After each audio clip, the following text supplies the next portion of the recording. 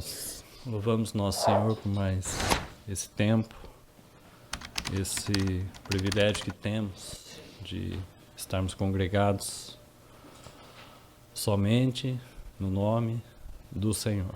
Que o Espírito Santo não permita nós tornarmos esse momento simples. Que o Espírito Santo não deixe que os nossos corações se esfriem.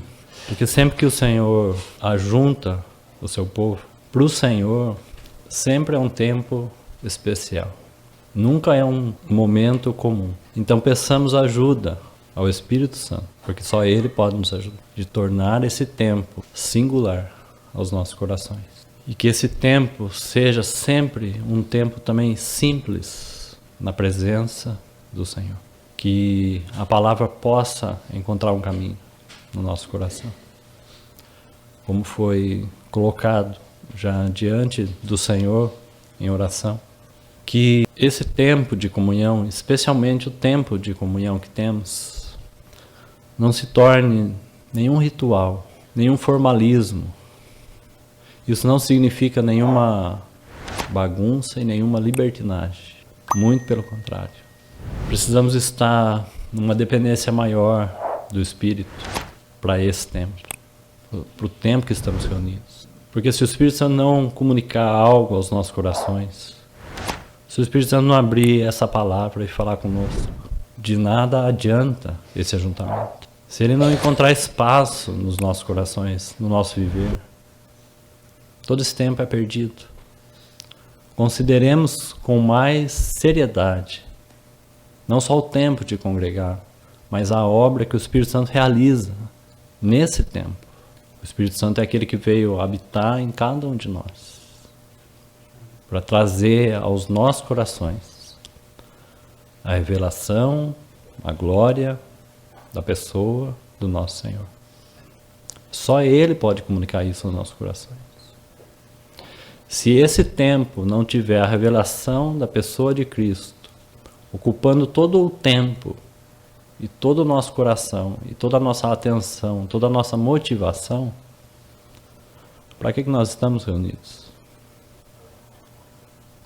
Se Cristo não é o centro, não somente do nosso viver, e deve ser em todo o nosso tempo que vivemos, amanhã, depois, durante a semana, mas se Cristo não ocupa o lugar central nesse tempo específico, em que estamos congregados juntos, de que vale esse ajuntamento?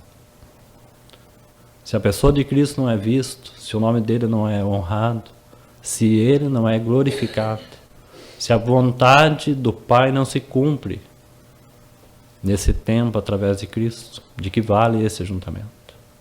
É apenas um ajuntamento de pessoas. O que importa para nós é o quanto desse Cristo nós estamos tocando nele. O quanto desse Cristo está ganhando nosso coração. O quanto desse Cristo está sendo formado em cada um de nós. É isso que importa para Deus. É isso que conta para Deus. Não é aquilo que nós fazemos, aquilo que nós achamos que funciona, aquilo que nós achamos que não funciona. Não somos nós que administramos esse tempo. Então precisamos de uma percepção mais profunda da terceira pessoa, do Espírito Santo. Quem estabelece uma reunião, quem estabelece uma assembleia, o início de alguma coisa, seja com 3, 4, 5 irmãos, não importa. É o Espírito Santo que dá início a uma assembleia que pertence a Ele. Só Ele pode determinar o tempo de cada coisa, daquilo que devemos fazer, daquilo que devemos falar, daquilo que Ele quer comunicar aos nossos corações, não propriamente aquilo que nós achamos que precisamos, mas aquilo que é a própria vontade de Deus para nós. Não é? Então que o Senhor socorra a todos nós, que não percamos essa vida de Cristo, essa palavra rema, essa palavra viva, o frescor da pessoa de Cristo. Nos livre o Senhor de estarmos aqui sendo apenas instruídos e adquirindo conhecimento, mas que possamos sair aqui cheio da pessoa de Cristo. Então vamos abrir alguns versos na palavra. Vamos começar em Êxodo, capítulo 17.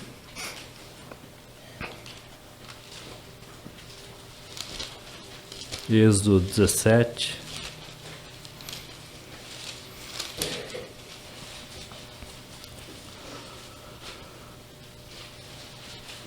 Versículo 6. Nós vamos ler alguns versos a mais, buscarmos seguir o que temos compartilhado, buscando a ajuda do Senhor, o socorro do Senhor, confiando que o Espírito Santo vai tomar essa palavra e falar aos nossos corações, e comunicar algo específico aos nossos corações, e que Ele possa revelar de maneira clara e simples qual é o eterno propósito de Deus em Cristo Jesus.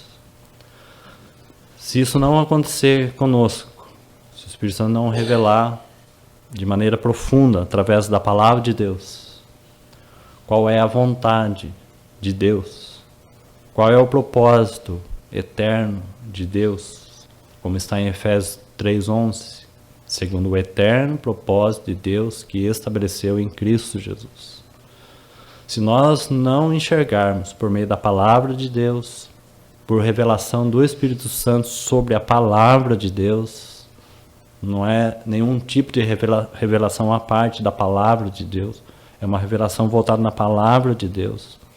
Como que nós podemos, como filhos de Deus, vivermos uma vida voltada para Cristo, se nós não compreendemos a mente e a vontade de Deus?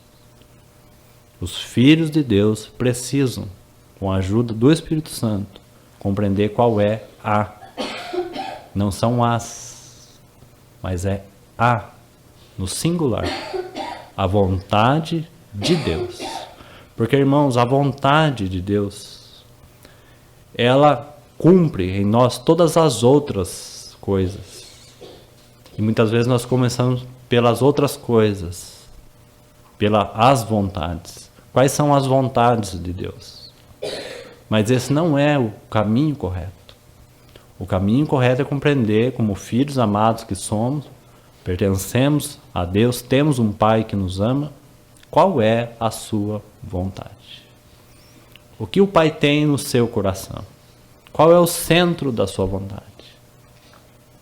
Então, quando compreendemos isso, e enxergamos que o Pai tem no seu coração uma pessoa, pela qual Ele faz todas as coisas. Então só há um caminho para esses filhos: se voltar a essa pessoa. E estamos falando do Filho de Deus. O Pai tem no seu coração como centro de tudo que Ele faz, de toda a sua realização. Ele tem como centro o seu Filho. E para nós que somos filhos, só há um caminho: convergir a Cristo, para que realmente as nossas vidas venham fazer sentido.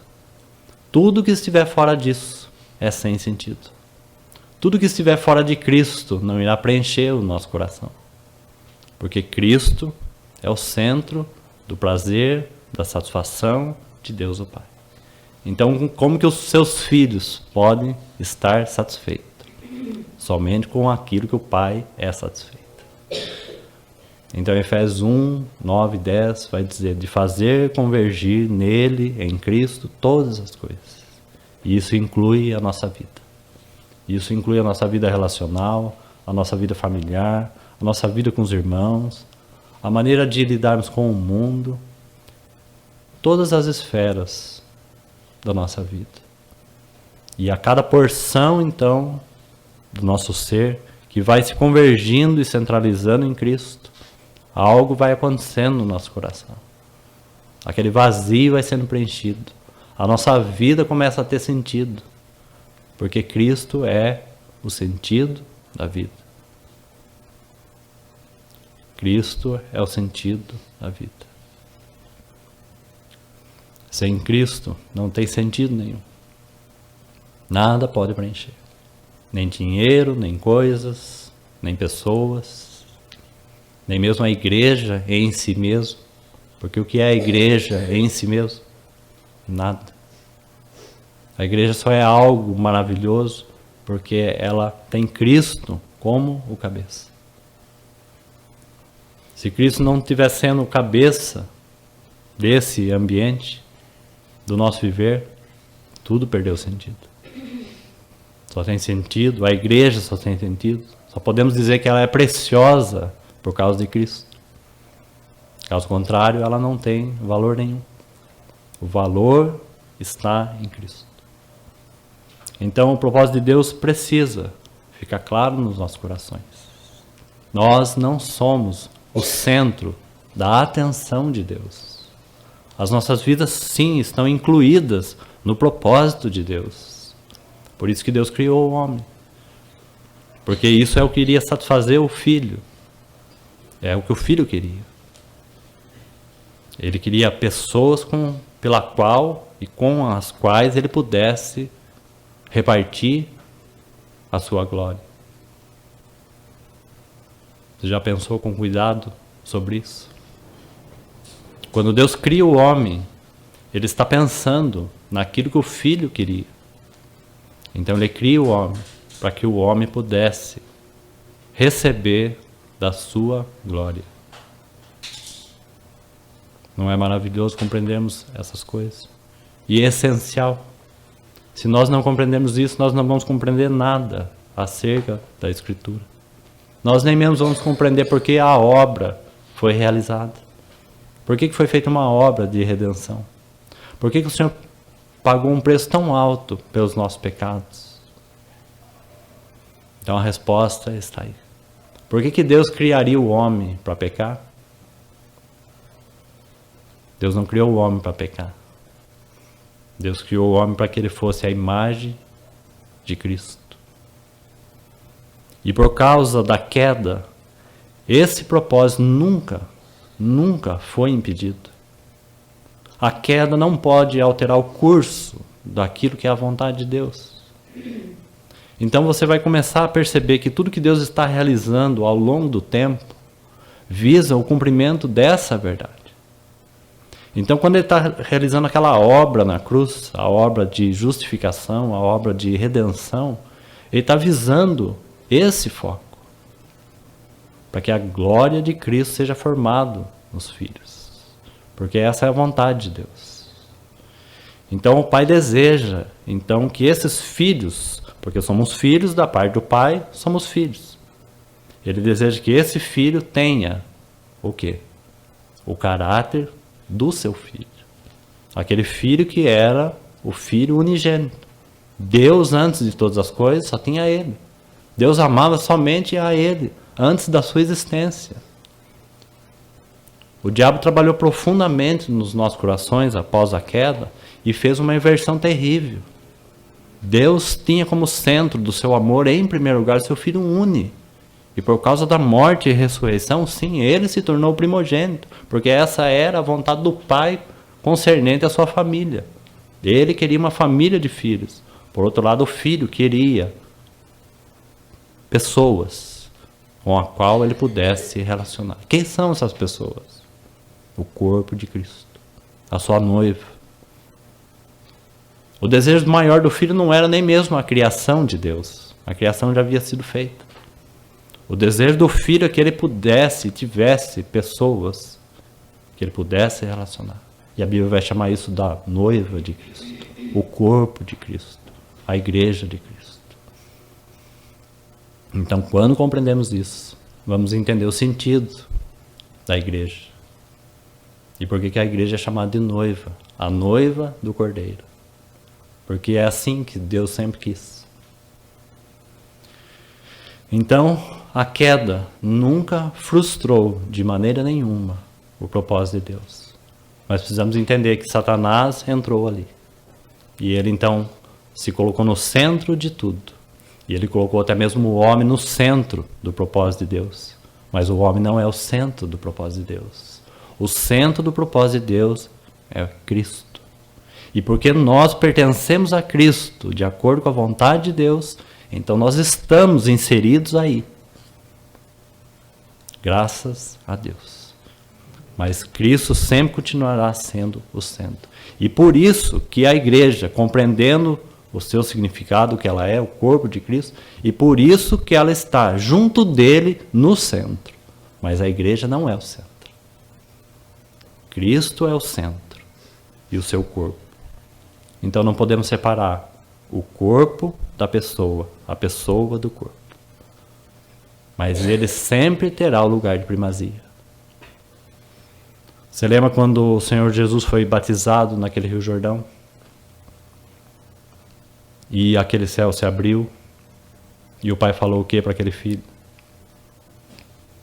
Este é o meu filho amado, em quem tenho todo o meu prazer. E depois ele vai caminhar mais 3 anos, e ele vai subir para aquele monte da transfiguração com Pedro, Tiago e João.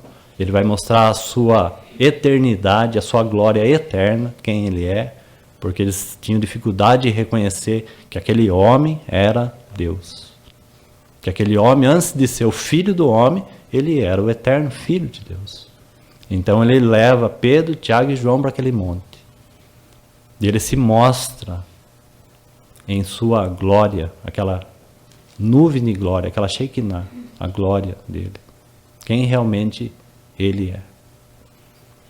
E de novo, o Pai vai falar sobre ele. Este é meu filho amado. E ele vai dizer que é o meu eleito. A ele ouvi. Só a ele. Lembra-se desse evento? Lá tinha aparecido Moisés, Elias. Então aquela nuvem cobriu, fechou a boca de Pedro, porque Pedro estava falando, que maravilhado com aquilo, queria ficar ali, porque estava bom ficar ali. E o Senhor manda aquela nuvem de glória para fechar a boca de Pedro, para cobrir até mesmo a face de Moisés, de Elias, porque a partir dali a ele ouvi. Porque Cristo é o falar único de Deus. Cristo é o falar de Deus. Este é o meu filho amado e a ele ouvi. O que Moisés tinha para falar, o que Elias tinha para falar, as profecias de Elias, a lei que nos conduziu a Cristo, o que eles tinham para falar, o que o Antigo Testamento tinha para nos mostrar? Cristo. A lei nos conduziu a Cristo. A profecia nos conduz a Cristo. A ele ouvi. E quando esse Cristo vem, então, e esse verbo se faz carne, a palavra de Deus se torna viva de tal maneira, aquela palavra se torna algo humano, conhecido, palpável. E aqui nós temos a palavra de Deus viva diante dos nossos olhos. A vontade de Deus se manifestou em carne. E nós vimos a sua glória. A glória como do unigênito do Pai. Então, essa voz mostra muito bem qual é o centro de Deus, o Pai. Cristo é o centro. Quando que nós podemos encontrar, então, segurança e satisfação? Quando nós estivermos sob os cuidados desse Cristo. Antes de avançarmos aqui um pouco mais, abra um texto que eu falei para os irmãos, acho que seria importante vocês lerem. Lá em Efésios, no capítulo 1, o versículo 9 e 10. Já que eu falei algumas coisas, vamos ler alguns textos. Depois, se o Senhor permitir, nós lemos os outros textos. Seguimos a direção conforme o Senhor quer conduzir. Porque se nós não tocarmos isso, nós não iremos tocar quase nada na palavra de Deus. Esse texto que nós vamos mencionar nesse tempo é o que podemos chamar de visão espiritual. E é a mesma coisa, vou usar algumas expressões aqui, visão espiritual. Mas não são as visões espirituais. É a visão espiritual. Não estamos falando de sonho, não estamos falando de êxtase, não estamos falando de filosofia. Nós estamos falando de visão do propósito eterno de Deus. Se nós não vemos, não temos a visão clara de Deus, como que nós podemos conhecer o Cristo de Deus? Se nós não temos uma visão clara de Deus, como que nós podemos conhecer a igreja de Deus? Não é o Cristo seu que você acha como ele deveria ser, ou como ele poderia ser. Não, é o Cristo de Deus. Como que Deus vê esse Cristo? Porque nós, irmãos, podemos ver esse Cristo de várias formas. Mas é nós que precisamos ser ajustados a Ele, e não Ele ser ajustado a nós. É nós que precisamos compreender a mente de Deus para compreendermos qual é a vontade de Deus com relação ao Filho. Como que Deus vê o Filho? Porque nós podemos pensar muitas coisas sobre o Filho. Quem sabe ele é um ideal de vida para nós. Quem sabe ele é um provedor de coisas. Mas será que é assim que Deus vê esse Filho?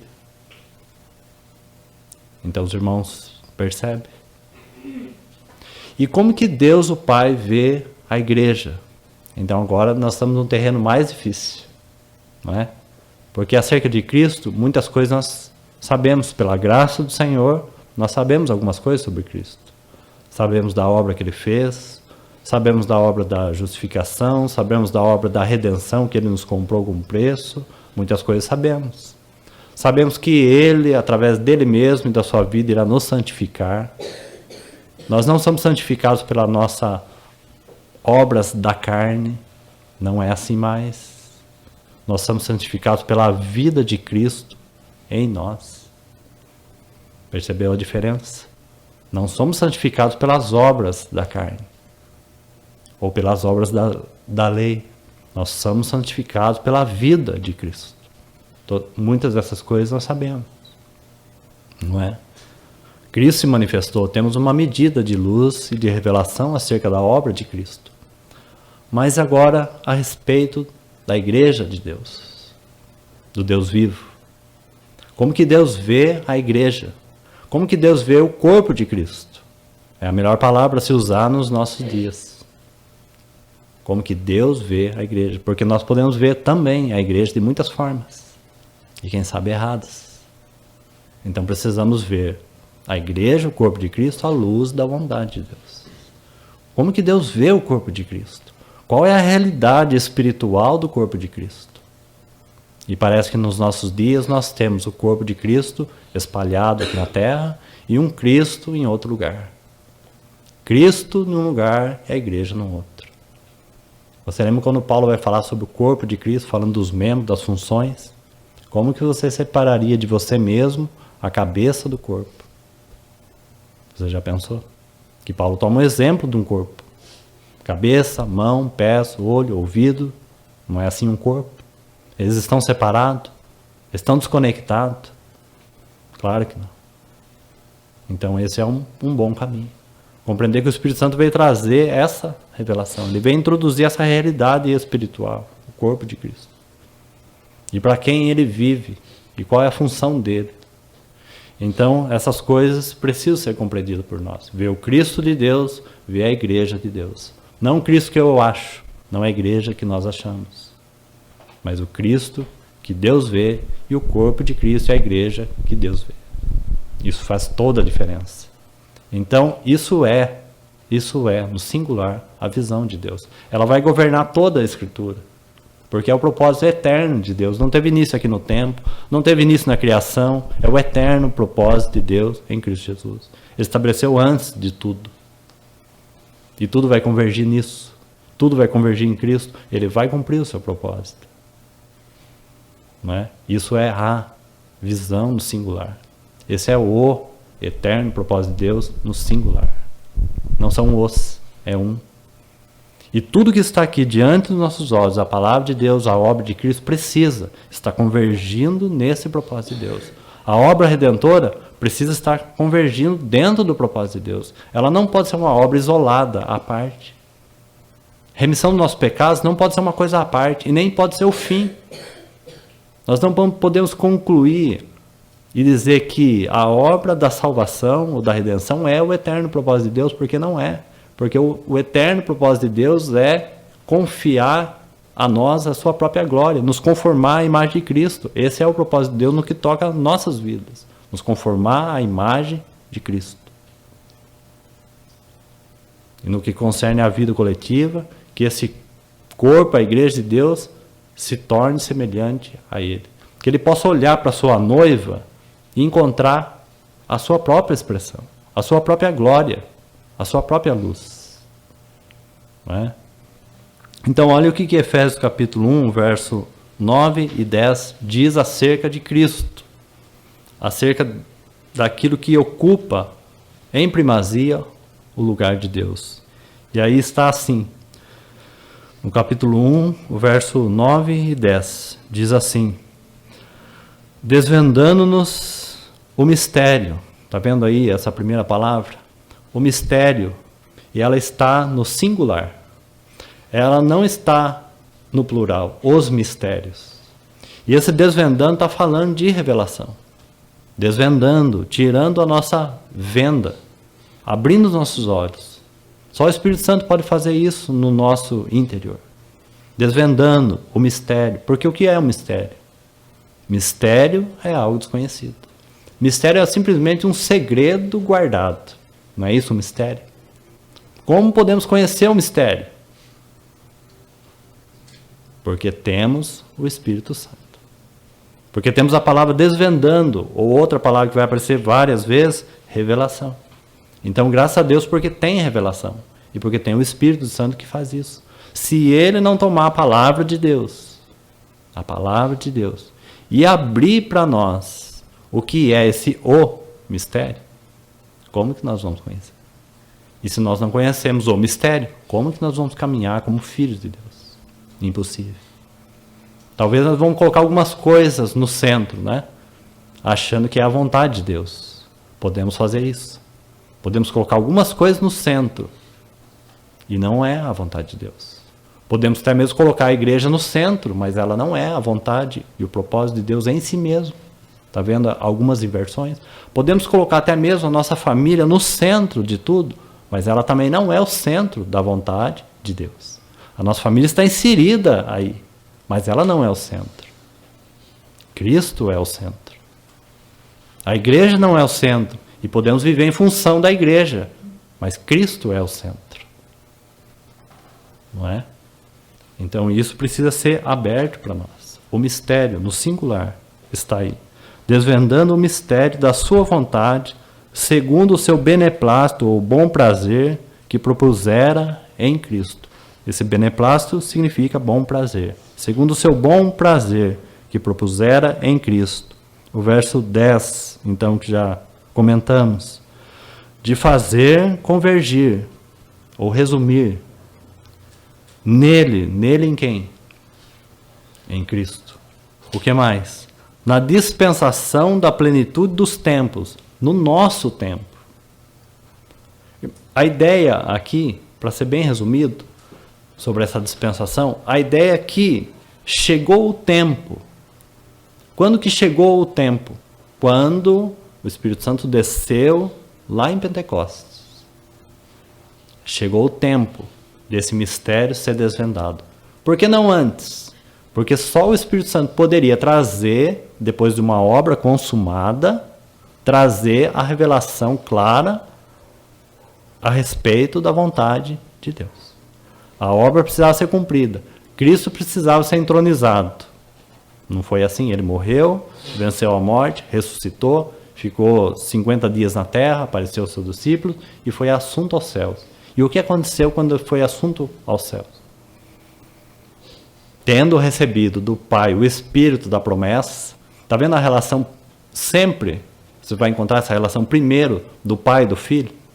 Talvez nós pensamos com relação ao Espírito a nós, Mas você vai ver que Cristo consumou uma obra. E essa obra foi aprovada por quem? Por Deus. Porque essa obra foi, nós vimos alguma coisa sobre isso, essa obra foi, em primeiro lugar, oferecida para quem? Para Deus. Então esses detalhes, irmãos, são tão importantes. Por quê? Porque nós somos totalmente egoístas e centralizados em nós, enquanto que a vontade de Deus se centra em Cristo. Então o homem, ele se coloca assim sempre no meio de tudo. Mas, irmão, sabe o que dá segurança para nós, os filhos de Deus? Você tem ideia? O que dá segurança é exatamente essa comunhão que existe entre o pai e o filho. Desde sempre. Ela não tem início no tempo. Sempre foi. E o Senhor simplesmente colocou o homem para dentro dessa comunhão, que ela é indissolúvel. A comunhão só pode ser segura por causa da comunhão do pai e do filho. Essa comunhão não tem variação. Essa comunhão não tem pecado, não tem nada que interfere. Essa comunhão é segura. Quando nós olhamos para isso e vemos que participamos dela, nós estamos seguros. A segurança dos filhos é a comunhão que há entre o pai e o filho. Se nós fomos redimidos pelo sangue de Cristo, se nossos pecados foram perdoados, se nós estamos livres da condenação do inferno e podemos agora, pela vida de Cristo, ser santificados, você sabe por que isso aconteceu? Não é apenas porque Cristo veio e morreu, não. É porque ele subiu ao céu e foi entronizado, e o Pai falou assim, essa obra é perfeita e o que ele ofereceu é perfeito, e está aprovado. No que concerne a justiça de Deus, eu estou plenamente satisfeito, então ninguém mais pode condenar. Compreendeu? Se você imaginar o oposto disso, é claro que isso não poderia acontecer, porque nós já vimos algum exemplo. Esse é meu filho amado, em quem tem todo o meu prazer. Esse é meu filho amado, a ele ouvi. Deus, o Pai, satisfeito plenamente com o Filho. O Filho foi à cruz, venceu a morte, ele não tinha pecado nenhum, porque senão ele ficaria na morte. Ele ressuscitou e foi assunto aos céus. Então Pedro vai dizer, tendo recebido do Pai, quem recebeu? Cristo. A ideia é, quando ele foi assunto aos céus, o Pai falou assim, ele é aprovado. Se o Pai falasse assim, o que ele fez não está aprovado, eu já compartilhei isso com os irmãos. Sabe o que aconteceria conosco? Condenados. Então os irmãos percebem aonde está a nossa segurança? A nossa segurança está nessa relação entre o Pai e o Filho. E nós devemos estar voltados para isso. Comunhão é isso. Ele nos colocou nessa comunhão. Nós estávamos sim apartados, alienados, separados. Deus estava em Cristo, reconciliando consigo mesmo o homem. Deus, pense bem nessa porção. Deus estava em Cristo, reconciliando com quem? Consigo mesmo o homem. O homem está fora. Quem está fazendo a obra é o Pai e o Filho. Fazendo entre eles mesmos, reconciliando consigo o homem. Graças a Deus. Porque nós estamos debaixo do pecado. E quando o Filho recebe esse Espírito da promessa, a ideia é exatamente essa. No que concerne a Deus, totalmente satisfeito. A sua justiça plenamente cumprida em Cristo. Plenamente cumprida. Você quer segurança maior que essa? Ou você está dependendo da sua ação e atitude, daquilo que você faz ou do que você não faz, para ver se você está seguro? Você recebeu o perdão de pecados por quê? Por causa de você, porque você é bom, porque você caminha direito? Ou porque Cristo, porque Deus estava em Cristo reconciliando consigo mesmo o homem? Então nisso está a nossa segurança, e isso vale para todo o nosso viver. Então a segurança nossa, dos filhos, é exatamente essa vida relacional entre o pai e o filho. Sabe o que os filhos fazem, normalmente falando? E aqui vale uma boa lição e uma boa aplicação para nós que temos filhos. E vale também para uma vida espiritual no que concerne aos filhos de Deus. Pense junto comigo. Você que tem filho ou filha. Você sabe qual é a segurança do filho? É o pai e a mãe. Esse é um princípio espiritual. Nunca permita que o seu filho tome o lugar nesse relacionamento. É só você fazer uma matemática, né? Você se uniu à sua mulher, ou vice-versa, vocês dois vieram primeiro. O filho veio depois. Então, de certa forma, nessa matemática, ele é o terceiro. E precisa continuar sempre assim. Ele sempre será o terceiro. Agora, ele é um filho, bebê. Sabe o que esse filho vai fazer? Naturalmente falando, ele vai fazer. Perceba. Ele vai tentar roubar a comunhão desses dois. Ele vai tentar a todo tempo chamar a atenção para si. Isso ele vai fazer com tanta natureza e com tanta perfeição. Ele vai fazer. Você não precisa nem ensinar, ele vai fazer. Ele é um filho, criança. Ele vai tentar entrar bem no meio. E se ele conseguir, ele vai separar. Ele vai tentar chamar a atenção para si. Porque essa é a nossa natureza. Essa é a natureza de uma criança. Agora, o que vai dar segurança para esse filho, para essa criança crescer? Essa relação dos dois. Ele saber que não, pai e a mãe, eles são unidos mesmo.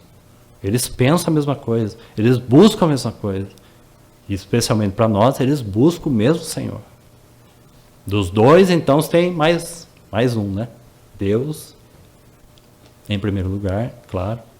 Então, se o filho vê que essa relação é segura em Deus, por causa de Cristo, então esse filho vai crescer. Isso com relação à vida natural.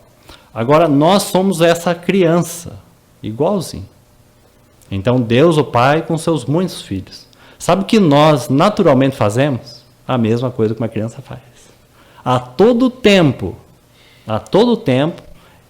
nós tentamos entrar nessa relação, e já estamos, na verdade, nessa relação de comunhão, já estamos. Nós temos o Espírito Santo, já estamos participando dessa vida de comunhão. Mas a todo tempo, esses filhos vão fazer a mesma coisa que a criança. E eu? Esqueceram de mim? Ore por mim. Nada contra orar uns aos outros. Mas os irmãos estão entendendo?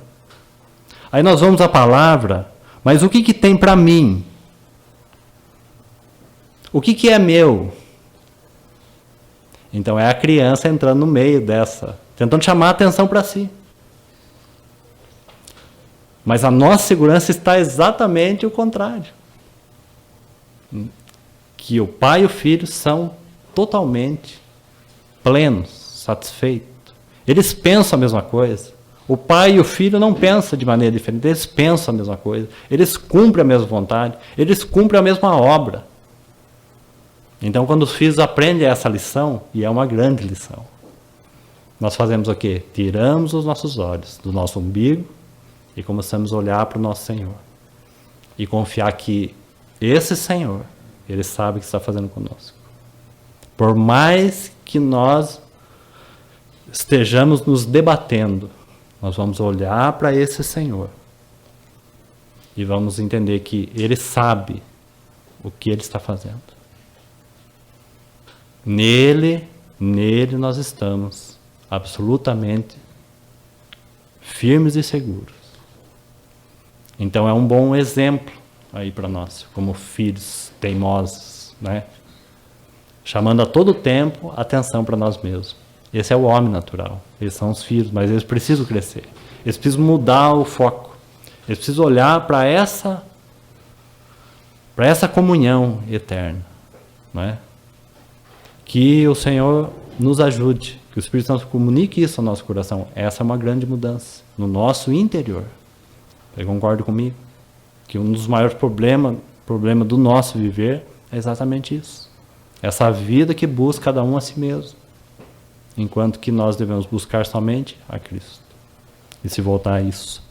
Então é exatamente isso que está aí no verso 9. Desvendando o mistério da sua vontade, segundo o seu beneplácito que propusera em Cristo, de fazer convergir nele, na dispensação, é esse o tempo, então, que esse Espírito então foi derramado, ele foi enviado, e aí você tem então o início no que concerne aqui na terra, o corpo de Cristo. No que concerne aqui na terra, o corpo de Cristo. Mas o seu início está onde? Está em Deus, não é? O Espírito Santo vem o quê? Vem comunicar o quê? A obra que Cristo realizou. O Espírito Santo não veio comunicar para nós, dizendo que esse filho, ele era o filho único. Ele era, mas ele não é mais. Ele é agora o filho primogênito entre muitos irmãos. Então você tem a realidade do corpo de Cristo. Isso é o corpo de Cristo. Que definição mais nós precisamos ter a respeito do corpo de Cristo, se não essa? Porque ele realizou uma obra e foi aprovada por Deus, o seu Espírito veio comunicar isso. Né? E outros assuntos mais, é claro, estamos apenas pegando um ponto só. Romanos 6,6 vai falar da nossa união com Cristo, da nossa inclusão com Cristo. Estamos em Cristo, estamos no corpo de Cristo. Fomos inseridos aí pelo Espírito Santo. Não é? Então, depois nós lemos um texto acerca disso. De fazer convergir nele na dispensação da plenitude do tempo. Esse é o tempo, ou eras. A ideia também aí de eras é que nada semelhante a isso havia acontecido em todas as outras eras. Isso é algo específico. Tudo vem mostrando, indicando que isso aconteceria. Tudo que o Senhor vem fazendo, através dos profetas, seja qual for, visa esse tempo, essa era, essa dispensação. Nós somos muito privilegiados. Muito privilegiados. De provar aquilo que muitos não provaram. Essa é o maior acontecimento de todas as eras. Ou todas as eras visava ou esperava esse tempo como que uma expectativa.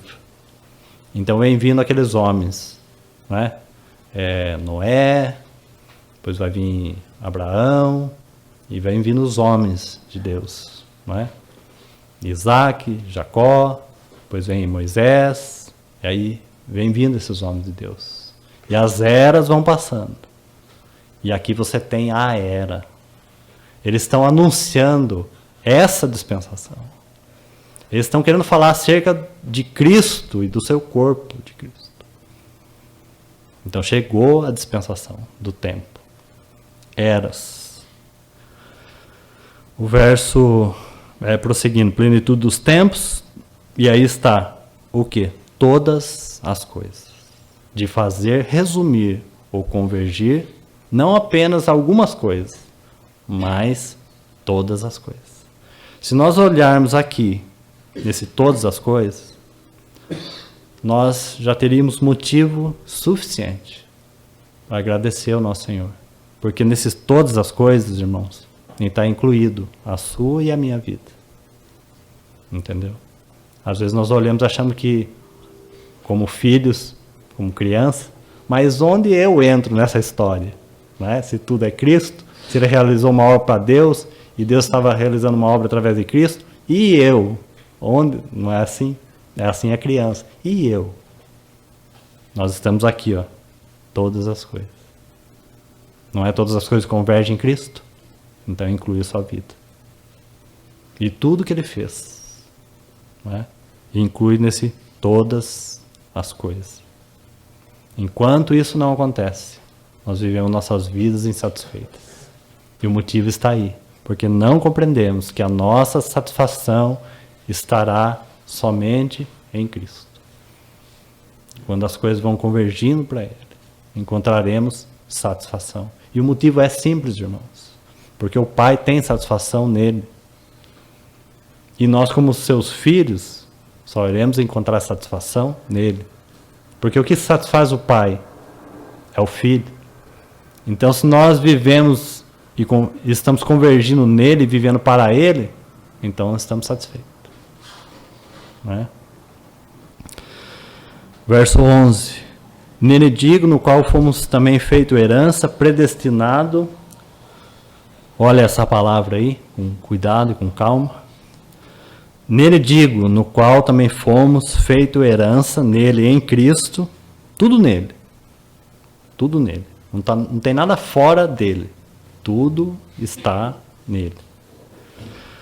Nele digo, no qual fomos também feito herança, predestinado. Agora veja de novo. Predestinado segundo o quê? O propósito daquele que faz, de novo, todas as coisas. E o que mais? De acordo com, aí está conforme, ou de acordo com o conselho da sua vontade. Ele cumprirá plenamente o seu propósito. Irmãos, não é uma questão simples de eleição. Os irmãos percebem que é muito mais do que isso. Nós não estamos aqui para discutir esses temas. Nós estamos falando a respeito da vontade, do propósito de Deus, e toca uma questão coletiva. Deus sempre tratou dessa forma. Qual era o povo eleito? Não eram pessoas específicas. O Senhor trata as nações, de todas as nações, de todos os povos na antiga aliança, de todos aqueles povos que existiam. Qual que era o povo eleito? Não era Israel?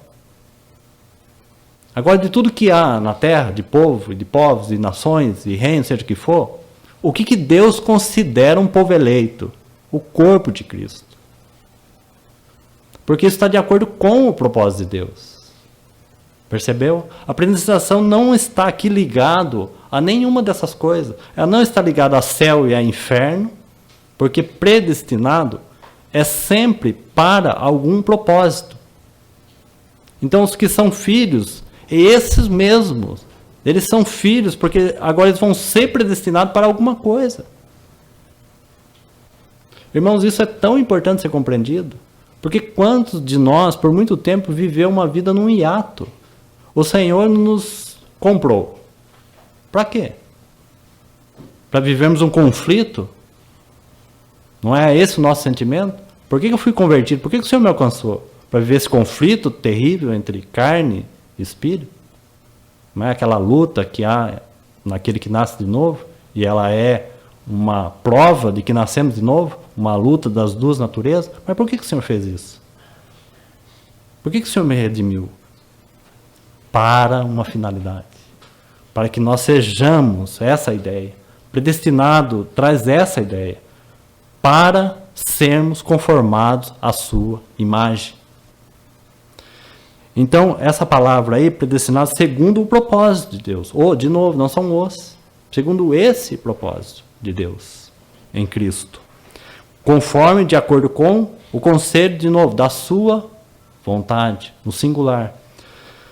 Olha no verso 4 do mesmo capítulo, volte um pouquinho aí. Está assim: assim como nos escolheu nele antes da fundação do mundo, ele está falando de novo a esse povo, nos escolheu nele antes da fundação do mundo. Então, ele sempre está ligando isso ao seu propósito, porque o propósito está antes de tudo.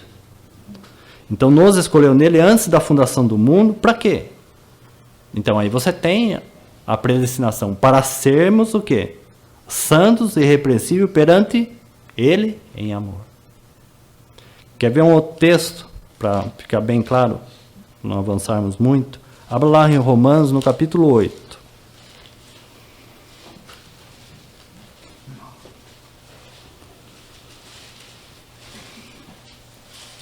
Romanos capítulo 8, verso 28 e 29.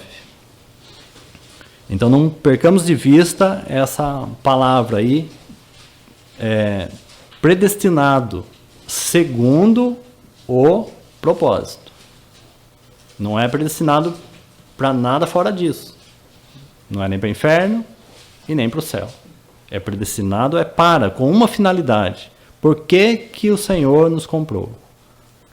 Por que que o Espírito de Deus testificou com o nosso Espírito que somos filhos de Deus? Para quê? Para ficarmos aí nesse conflito? Não. As nossas vidas precisam cumprir com o propósito de Deus.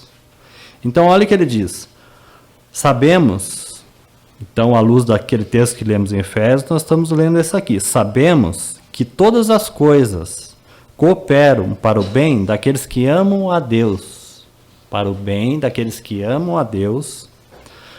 Daqueles que são chamados, ó de novo aí, chamados segundo o seu propósito. Então ele está dizendo que todas as coisas, e de novo a palavra aqui, se são todas as coisas, então são todas as coisas. Em outras palavras, tudo tudo que acontece conosco visa o cumprimento do propósito de Deus. Nada passa despercebido daqui, aos olhos do Senhor, daquilo que acontece conosco. E o bem aqui nem sempre é um bem para nós, porque aqui não está um bem dizendo bem-estar ou qualquer outra coisa. Então isso é tão importante para o nosso viver, porque muitas vezes, para que nós possamos ser conformados a Ele, nós iremos passar por muito mal-estar necessário. O mal-estar é necessário. A circunstância, a provisão nesse aspecto. Você tem a palavra de um lado, nós vamos falar sobre isso quando nós mencionamos já sobre a espada de dois gumes. Ali você tem a palavra de um lado, já que ela é dois gumes. Sim, ela produz duas coisas, morte e vida. Mas considere outro aspecto importante. Palavra e providência, ou provisão. Então, a palavra e a provisão, ou seja, a experiência. Então, a palavra e a provisão. Então, nessa provisão, são os arranjos do Senhor. São as dificuldades, são às vezes as perdas. São às vezes remoção de coisas que não cooperam e que atrapalham. Para nós parece ser mal, mas cumpre o propósito de Deus, não o nosso propósito. Então todas as coisas vão cooperar. Quando nós sabemos isso, é um descanso. Quando nós passamos por aquelas dificuldades, Senhor, graças nós te damos, porque o Senhor providenciou isso, para que o Senhor pudesse cumprir a sua vontade em nós. Bendita provisão. Eu estou perdendo isso, eu estou perdendo aquilo, mas eu estou ganhando o Senhor. Perdemos muitas coisas, muitas vezes, mas estamos ganhando o Senhor, porque Ele está sendo formado em nós. Provisão, palavra e provisão. Aquela espada de dois gumes. Então todas as coisas está nisso daí. Todas as coisas vão cooperar para o bem daqueles que amam a Deus, daqueles que são chamados segundo o seu propósito. Verso 29, ele vai explicar o que é isso. Porquanto aos que de antemão, está vendo de novo a palavra? Ele nos escolheu, nele, nos escolheu. Não é ele me escolheu, ele escolheu fulano, ciclano, ele escolheu um povo eleito. Eleito é um só existe um eleito. Você sabe quem é esse um eleito? Um só. Nós já lembramos um texto, quando aquela voz do céu se abriu e disse lá em Mateus 17. Este é meu filho amado, o meu eleito. Ele é o eleito. É que nós pertencemos a ele, somos então um povo eleito. Se ele não fosse o eleito de Deus, esse povo não seria eleito. Mas é um povo, é uma nação, é o corpo de Cristo. Foi assim na antiga aliança, é assim na nova aliança. Um povo eleito. E esse povo está dizendo que ele escolheu antes da fundação do mundo. Por quê? Porquanto os que de antemão conheceu, também o quê? Predestinou. Para o quê? Olhe bem na sua Bíblia aí. Para serem conforme a imagem do seu Filho. Está vendo a predestinação aí? Predestinado para. Não é isso que está aí? Nos predestinou para ser conforme a imagem do seu Filho, a fim de que ele seja o primogênito entre muitos irmãos. Não é maravilhoso compreendermos isso? É um grande privilégio sermos filhos de Deus, não é? Mas é um privilégio maior. Ele tomar esses que nada eram, que estavam perdidos e condenados, e nos conformar à sua própria imagem. Esse é um grande chamamento para os seus filhos. Então, ser filho não cumpre o propósito de Deus, mas sermos filhos conformados a Ele, aí sim. Então, esse é o sentido da predestinação, nos conformar à imagem dele. Predestinado segundo o seu propósito. Esse é o propósito de Deus no que concerne a nós. E quem ele tem como primazia? Cristo. Qual é o metro de Deus? O que Deus está olhando? Ele está olhando esse Filho aprovado. Ele está olhando a medida de Cristo. E o que ele faz conosco? Então ele olha em cada um de nós e busca as medidas desse Cristo. Graças a Deus. A ideia é que aquilo que não é de Cristo, sabe o que ele faz? Ele não olha. Porque não interessa para ele. O que interessa são as medidas desse Cristo. Especialmente quando nós fazemos menção e referência ao Filho do Homem. Porque ele tem tudo a ver conosco. E ele, em todas as coisas, se tornou semelhante aos irmãos. Nós estamos sendo conformados a ele. Né? A esse Filho do Homem. Então ele olha para cada um de nós. Ele busca, Deus o Pai busca a medida desse Filho em cada um de nós. E o resto ele descarta, porque não serve. O que serve é a quantidade de Cristo que está em nós. Santificação é isso. É a vida de Cristo em nós. Não é obra da nossa carne. Então, quanto mais de Cristo vai sendo formado em nós, mais as nossas vidas são agradáveis a Deus. Não por causa de nós. Porque são as medidas maiores desse Cristo. Porque é isso que agrada o Pai. Esse é o coração do Pai. E um verso ainda, nós já vamos terminar, irmãos. Em 1 Coríntios, apenas para...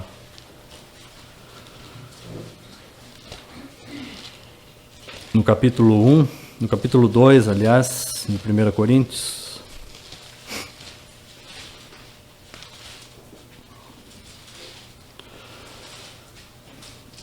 Primeira Coríntios, capítulo 2, verso 7.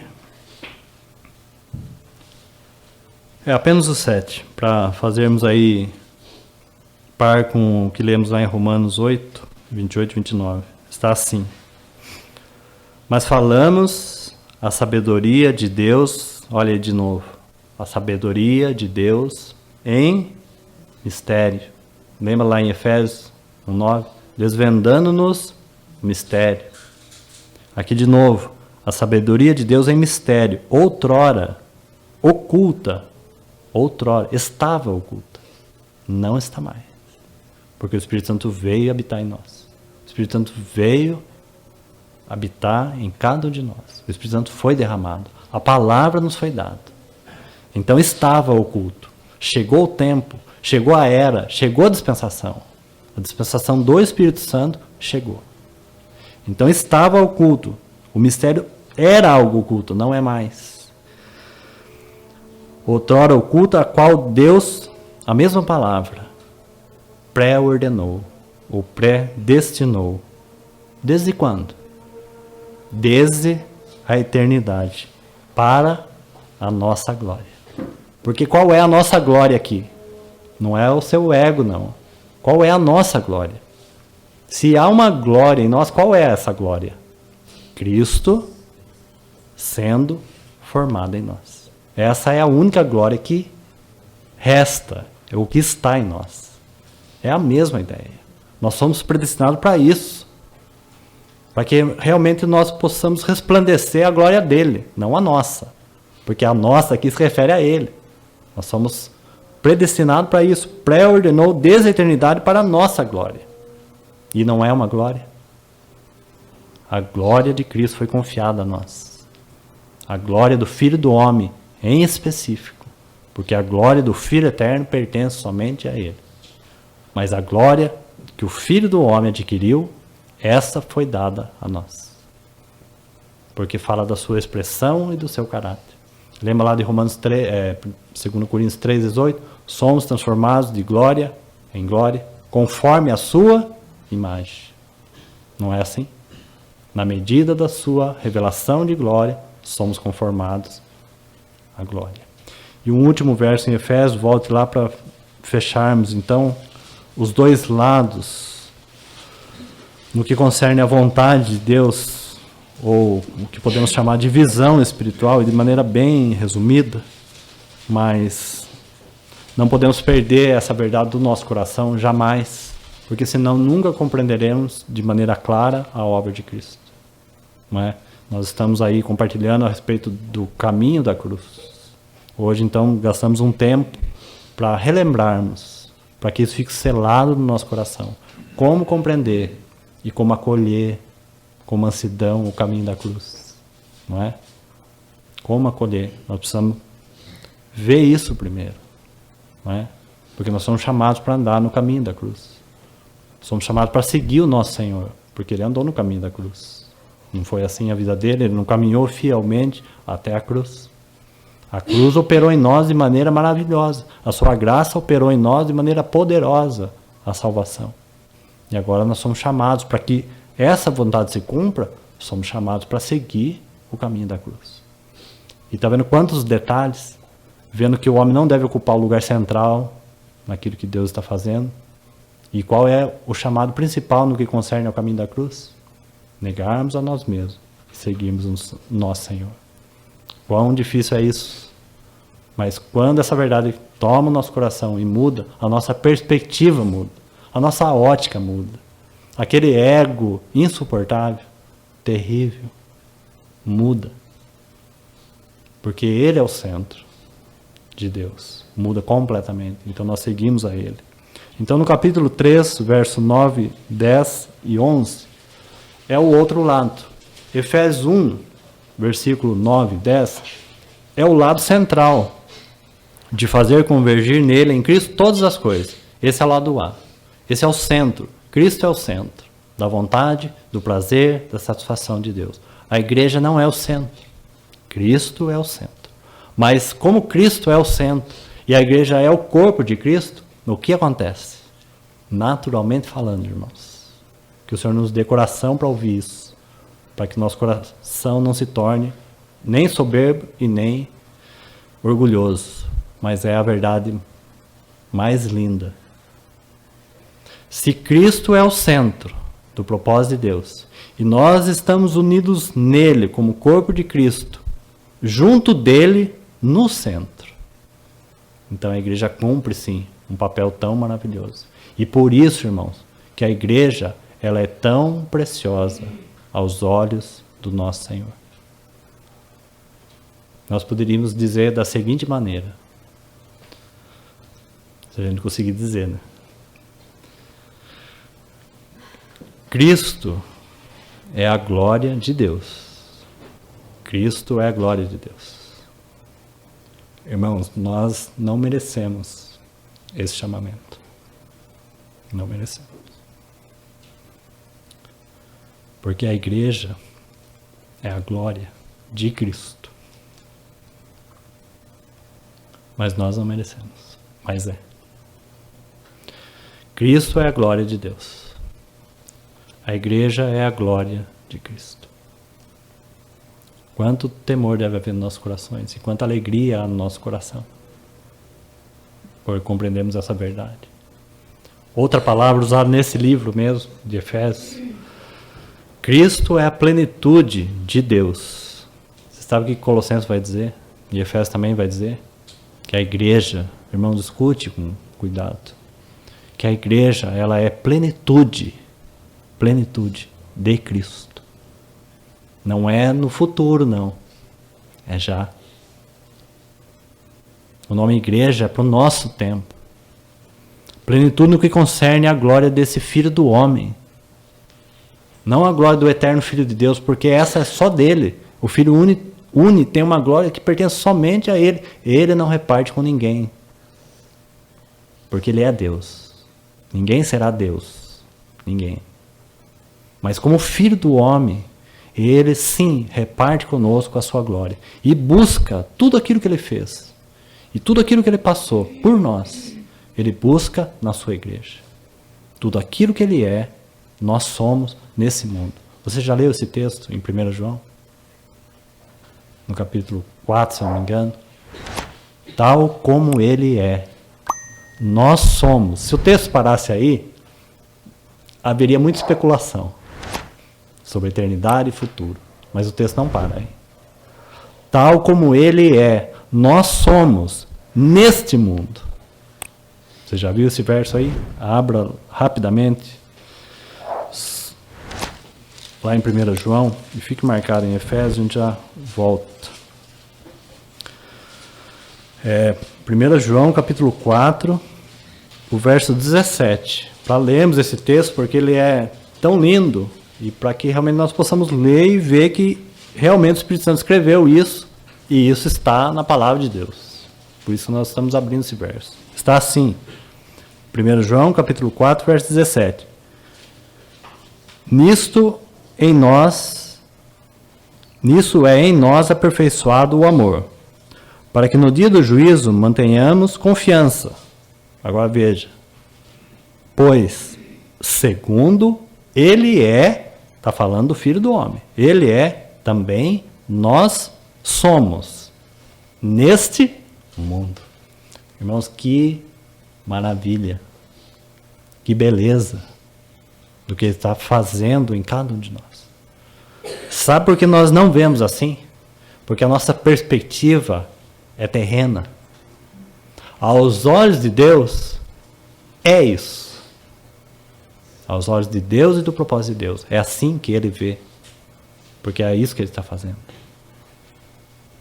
Porque ele vê as glórias de Cristo. Ele não vê a sua falência. Ele não vê os seus pecados, porque deles o Senhor jamais se lembra. Não é isso que ele vê. Ele vê as porções de Cristo em nós.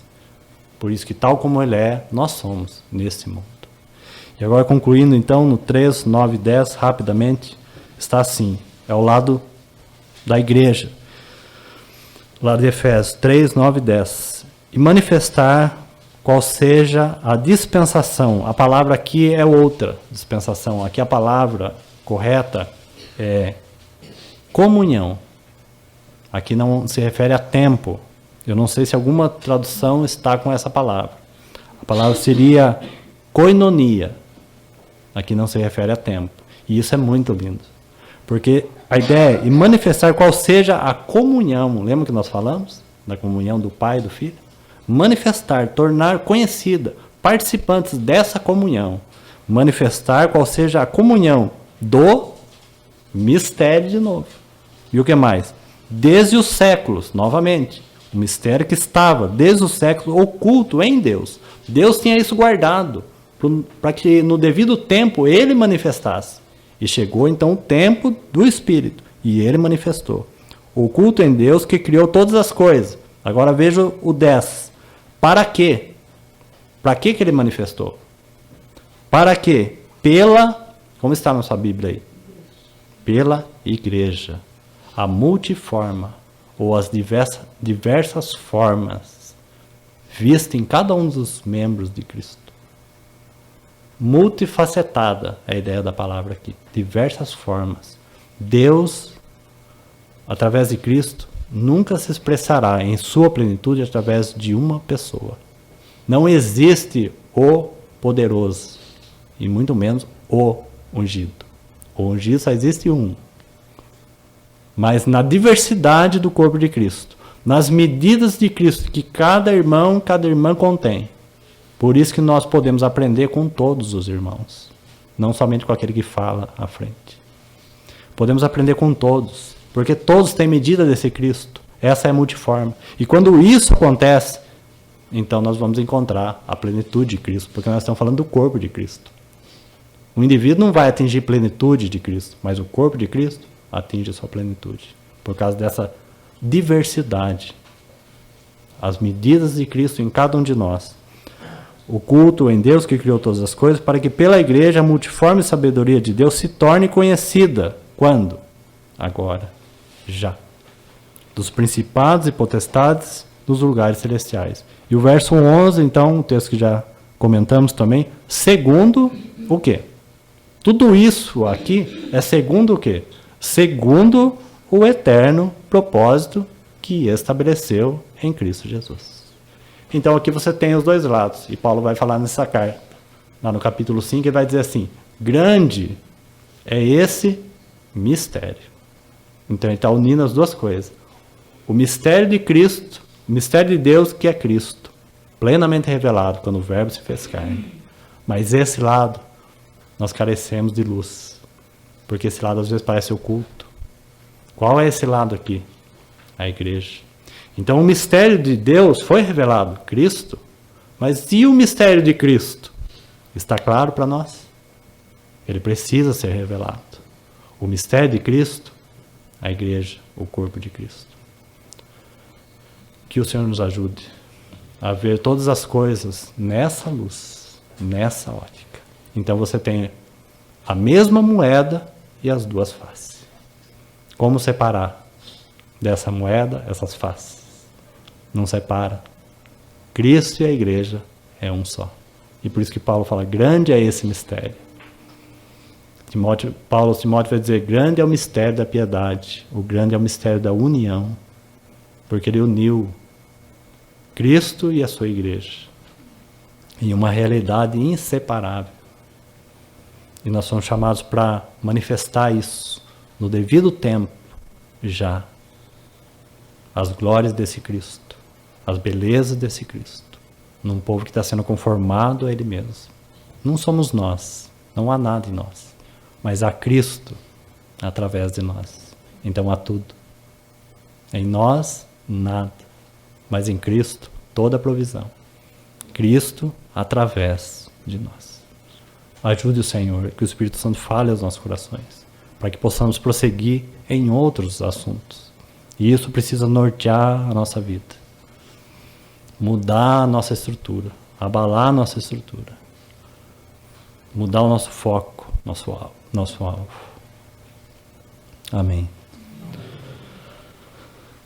Senhor, obrigado por esse tempo, pela provisão do Teu bendito Espírito.